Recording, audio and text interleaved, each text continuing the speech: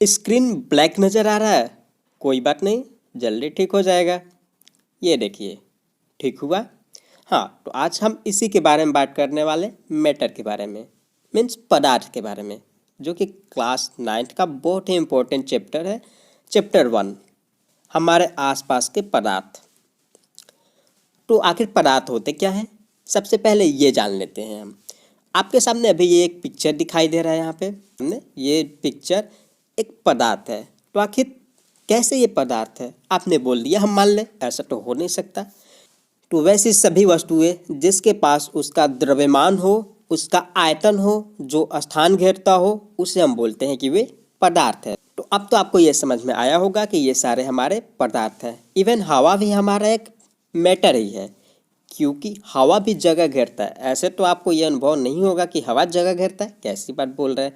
लेकिन आप उसी हवा को बैलून में पैक करके देखो, आपको ये मालूम चल जाएगा कि हाँ, हवा भी जगह घेरता है। इस पे बहुत सारे एक्सपेरिमेंट है, उन एक्सपेरिमेंट को भी हम देखेंगे अपने अगले आने वाले वीडियोज़ में। तो यहाँ से आपको ये क्लियर हो गया होगा मैटर क्या होते हैं। वैसी वस्तुएं जिनका आयतन हो, वे स्थान घेरती हो और जिनमें द्रव्यमान हो, उसे हम पदार्थ बोलते हैं। अब जो पदार्थ होते हैं, ये छोटे छोटे पार्टिकल से मिलकर के बने होते हैं। कोई भी पदार्थ पार्टिकल से बना होता है। जैसे ये हमने अभी एग्जाम्पल देखा पत्थर का, इसके अगर हम इसे छोटे छोटे टुकड़ों में बांटे तो इसे हम तोड़ तोड़ के बहुत छोटा बना सकते हैं, बालू के जैसा बना सकते हैं। क्या उससे और भी छोटा कर सकते हैं? हाँ, एक और एग्जाम्पल देखिए, ये है हमारे सामने एक ग्लास वाटर। अगर आप इसे ध्यान से देखोगे तो बोलोगे कि क्या, हाँ, इसमें कोई पार्टिकल नज़र ही नहीं आया। लेकिन आप देखो तो सही, ध्यान से देखो, फिर भी नज़र नहीं आया। क्यों? तो यहाँ पे आप इससे मैग्नीफाई करके देखो, बहुत जूम करके, मिलियन टाइम्स इसे जूम करो और फिर देखो, पानी में आपको ऐसे ऐसे पार्टिकल नज़र आएंगे, इस टाइप के पार्टिकल आपको नज़र आएंगे। वैसे ही पत्थर में भी पार्टिकल होते हैं, सेम इसी टाइप के जितने भी हमारे मैटर होते हैं, सारे वस्तुओं में पार्टिकल होते हैं, यानी कि सभी के सभी पार्टिकल से मिलकर के ही बने होते हैं। यहाँ पे आप देखो, गैस, लिक्विड, सॉलिड, सारे के सारे ऑब्जेक्ट पार्टिकल से ही बने हुए हैं। गैस के पार्टिकल कुछ दूर दूर होते हैं, लिक्विड के नज़दीक होते हैं गैस की अपेक्षा, और सॉलिड के पार्टिकल तो बिल्कुल एक दूसरे के पास पास होते हैं। तो सबकी अपनी अपनी प्रॉपर्टी है। अभी हम देखेंगे प्रॉपर्टी के बारे में भी, लेकिन आप अभी इतना याद रखो कि मैटर पार्टिकल से बने होते हैं, चाहे वो कोई भी चीज़ क्यों ना हो, पार्टिकल से ही बने होते हैं। अब ये पार्टिकल कितने छोटे हो सकते हैं, कितने छोटे हो सकते हैं, आप अंदाज़ा लगा सकते हो? बिल्कुल नहीं लगा सकते, क्योंकि हमारी आँख तो इन पार्टिकल को देख ही नहीं सकती है। इसके लिए हम एक एक्सपेरिमेंट करेंगे। वो एक्सपेरिमेंट ये है, यहाँ पे सबसे पहले हम एक जार लेंगे, इस जार में 100 मिलीलीटर पानी भरेंगे और इसमें फिर हम पोटेशियम परमैंगनेट डालेंगे, हल्का सा। ये हल्का सा पोटेशियम परमैंगनेट डालेंगे तो इसका कलर चेंज होकर के ये पिंक हो जाएगा। फिर इसमें से 10 मिलीलीटर निकालेंगे और अगले वाले में डालेंगे इसमें। अब फिर इसमें से फिर 10 मिलीलीटर निकालेंगे, फिर अगले वाले में डालेंगे, फिर निकालेंगे, फिर अगले वाले में डालेंगे। ऐसे करते रहेंगे तो आप देखोगे कि आखिर ये हमारा जो शुरू में पानी था, ये इसके पास इसका कलर नहीं था, कोई कलर। पोटेशियम परमैंगनेट डालने के बाद ये इस कलर का हो गया, पिंक हो गया। फिर इसमें से 10 मिलीलीटर निकाल करके अगले वाले में हमने डाला, वो भी कलरफुल हो गया। फिर अगले में डाला, वो भी कलर हो गया, अगला भी कलर हो गया, अगला भी कलर हो गया, ऐसे होता रहेगा।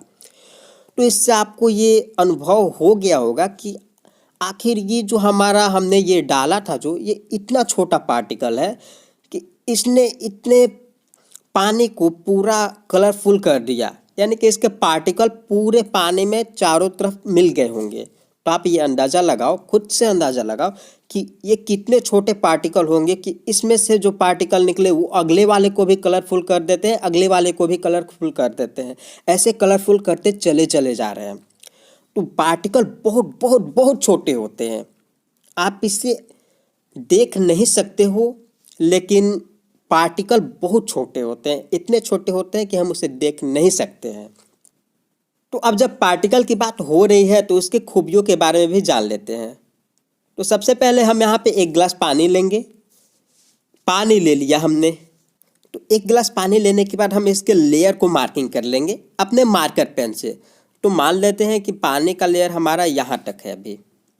फिर इसमें हम नमक डालेंगे।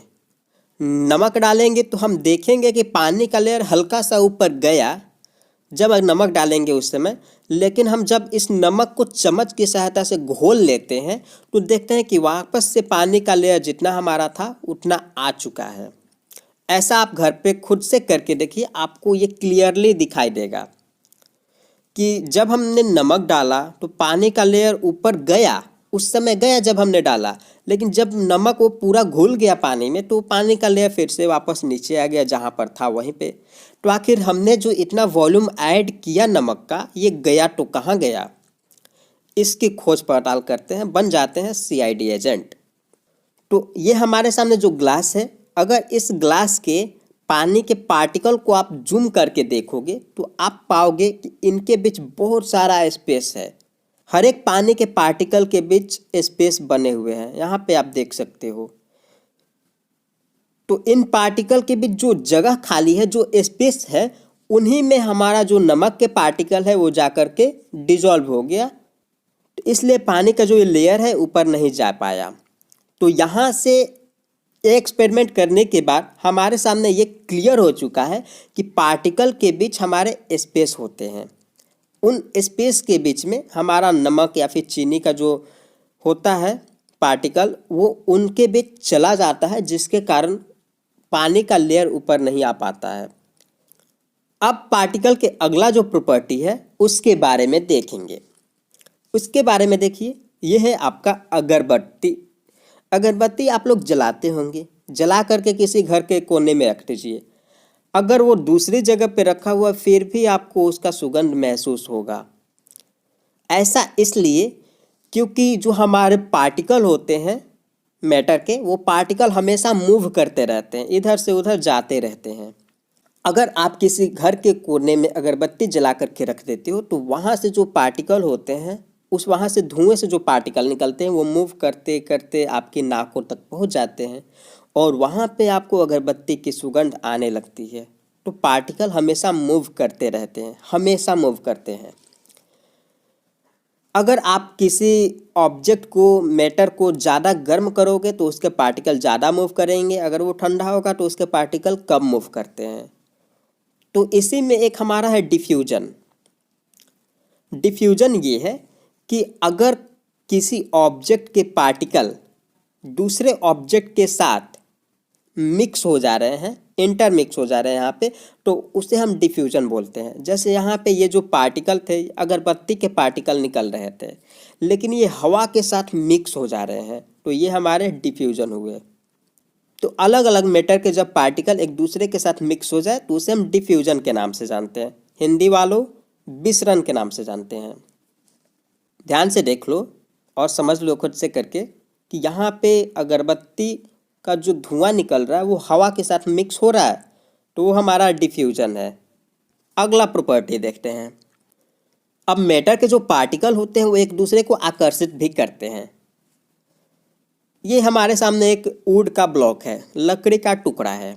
जब इसके पार्टिकल को हम देखेंगे तो इसके पार्टिकल बहुत ही नज़दीक नज़दीक पाए जाते हैं।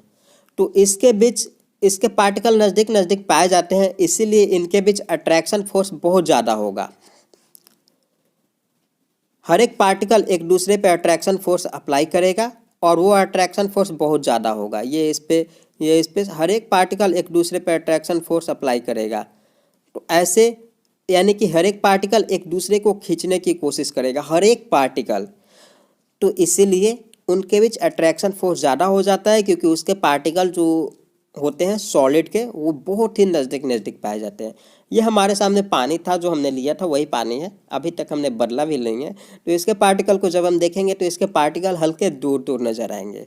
तो इनके पार्टिकल भी एक दूसरे को आकर्षित करते हैं, यानी कि सभी एक दूसरे को खींचते हैं, लेकिन जितने एक दूसरे को आकर्षित सॉलिड के पार्टिकल करते हैं, उतने ज़्यादा लिक्विड के पार्टिकल एक दूसरे को आकर्षित नहीं कर पाते हैं, क्योंकि इसके पार्टिकल दूर दूर होते हैं और यही दूर दूर होने के कारण इसके पार्टिकल एक दूसरे को आकर्षित नहीं करते हैं और इनमें फिसलन आ जाती है, यानी कि एक दूसरे के ऊपर से फिसलने लगते हैं। इसलिए पानी को अगर आप कहीं गिराओ तो एक दूसरे से वो फिसलने लगते हैं।